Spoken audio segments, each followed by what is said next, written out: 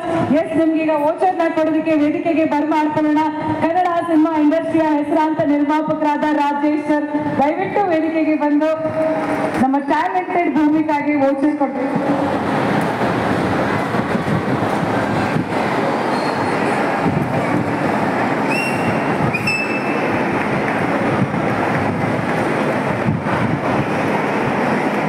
Sir, ಪ್ರತಿಯೊಂದು ಕಾರ್ಯಕ್ರಮಕ್ಕೆ ಬಂದು ನವರಸನ್ ಸರ್ಗೆ ಸಪೋರ್ಟ್ ಮಾಡ್ತಿರ್ತೀರಾ ಅಂಡ್ ಅದನ್ನ ನಾನೇ ಖುದ್ದು ನೋಡಿದ್ದೀನಿ ಕೂಡ.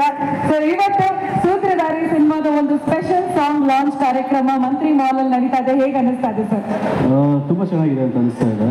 ಈಗಾಗಲೇ ಸೂತ್ರಧಾರಿಯಿಂದ 2 ಸಾಂಗ್ ಲಾಂಚ್ ಆಗಿದೆ. 2 ಸಾಂಗು ಎಕ್ಸ್ಟ್ರಾಡನರಿ ಆಗಿ ಹೋಗಿದೆ. ಇನ್ಫ್ಯಾಕ್ಟ್ ನಮ್ಮದು ಡ್ಯಾಶ್ ಸಾಂಗ್ ಬಂದ್ಬಿಟ್ಟು ಪ್ರಾಬ್ಲಿ ಮೋರ್ ದೆನ್ 20 ಮಿಲಿಯನ್ ಏನೋ ಆದಂಗಿದೆ ಅಂತ ಅನ್ಸುತ್ತೆ.